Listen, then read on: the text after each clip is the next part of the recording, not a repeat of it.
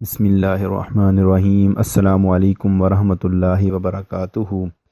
میں ہوں عمر فاروق اور ہمارا چینل رد حنفیت میں ایک بار پھر آپ سب کو خوش آمدید کہتا ہوں۔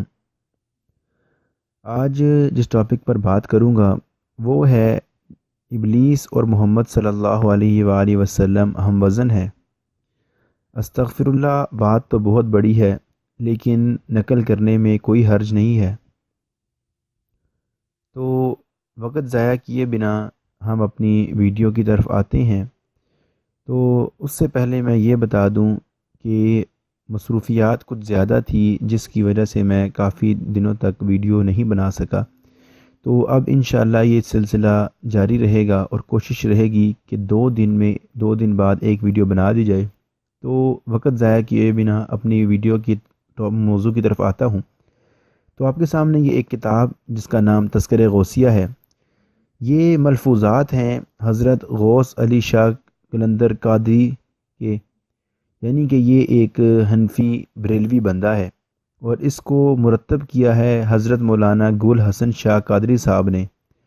تو وہ اپنی کتاب یہ تذکرہ غوثیہ اس کے صفحہ نمبر 256 پر لکھتے ہیں۔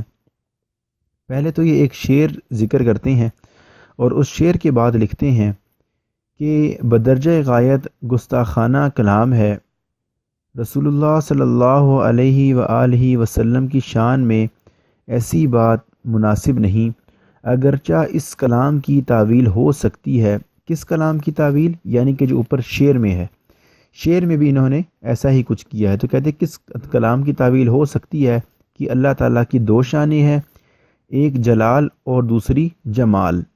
ایک شان کا مظہر تو ابلیس لعین ہے اور دوسری شان کا مظہر نبی صلی اللہ علیہ وآلہ وسلم ہے، لیکن مقام توحید و یک رنگی میں یہ دونوں شانیں یعنی ابلیس لعین اور محمد صلی اللہ علیہ وآلہ وسلم ہم سنگ و ہم وزن ہیں۔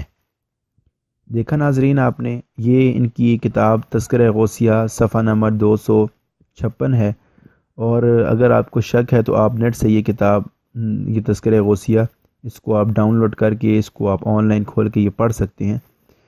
تو ناظرین، یہ بات پڑھ کر مجھے بہت ہی حیرانگی ہوئی کہ کس طرح ان لوگوں نے ایک انسان کا جو دشمن ہے اس کو انسان کا دل میں درد رکھنے والے کے ساتھ، یعنی کہ نبی صلی اللہ علیہ وآلہ وسلم کے ساتھ کیسے ملا دیا اور توحید میں اور یک رنگی میں دونوں کو ایک کر دیا۔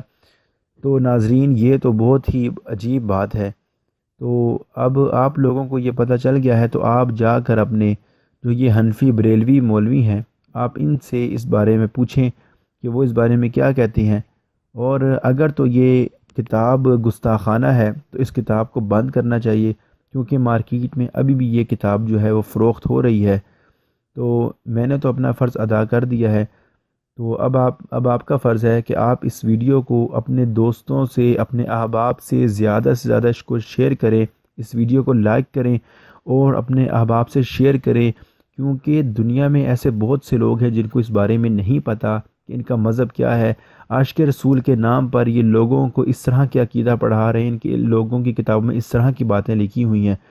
تو اس کے ساتھ ساتھ نوٹیفیکیشن پہلے حاصل کرنے کے لیے اگر ابھی تک آپ نے ہمارا چینل سبسکرائب نہیں کیا تو آپ ہمارے چینل کو ضرور سبسکرائب کر لیں، اور سبسکرائب کرنے کے بعد جو آپ کے سبسکرائب کے ساتھ ایک بیل آئیکن ہے اس کو ضرور کلک کریں۔